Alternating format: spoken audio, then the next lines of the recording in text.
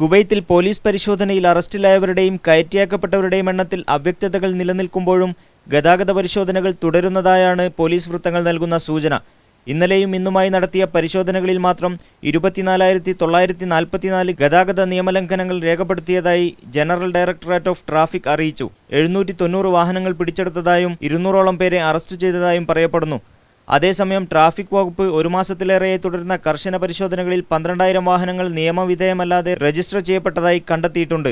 ഗാർഹിക മേഖലയിൽ ജോലി ചെയ്യുന്നവരുടെ പേരിലാണ് ഇത്രയും വാഹനങ്ങൾ രജിസ്റ്റർ ചെയ്തിരിക്കുന്നത്. ഗാർഹിക വിസയിലുള്ളവർക്ക് സ്വന്തം പേരിൽ വാഹനങ്ങൾ പാടില്ല എന്ന നിയമം രാജ്യത്ത് നിലവിലുള്ളപ്പോഴാണ് 12,000ഓളം വാഹനങ്ങൾ രജിസ്റ്റർ ചെയ്യപ്പെട്ടിരിക്കുന്നത്.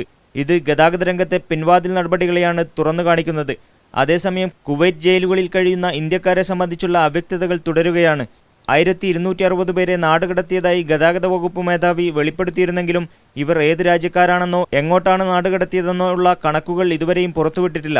ഇതുവരെ ലഭ്യമായ വിവരങ്ങൾ പ്രകാരം നാടുകടത്തപ്പെട്ടവർ ഗതാഗത പരിശോധനകളുടെ ഭാഗമായി പിടികൂടപ്പെട്ടവർ മാത്രമാണ്. നാളെ ഇന്ത്യൻ എംബസി അധികൃതരും കുവൈത്ത് ആഭ്യന്തര വകുപ്പിലെ ഉന്നതരുമായി വിഷയത്തിൽ കൂടിക്കാഴ്ച നടത്തുന്നുണ്ട്.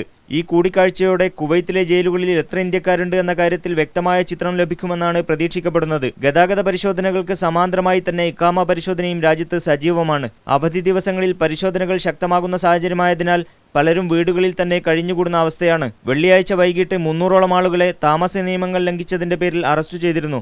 മറ്റൊരു കണക്കിൽ രാജ്യത്ത് വിവിധ കേസുകളിൽപ്പെട്ട് 42,000 വിദേശികൾ യാത്രാ നിരോധനം നേരിടുന്നതായും ആഭ്യന്തര വകുപ്പ് വെളിപ്പെടുത്തി.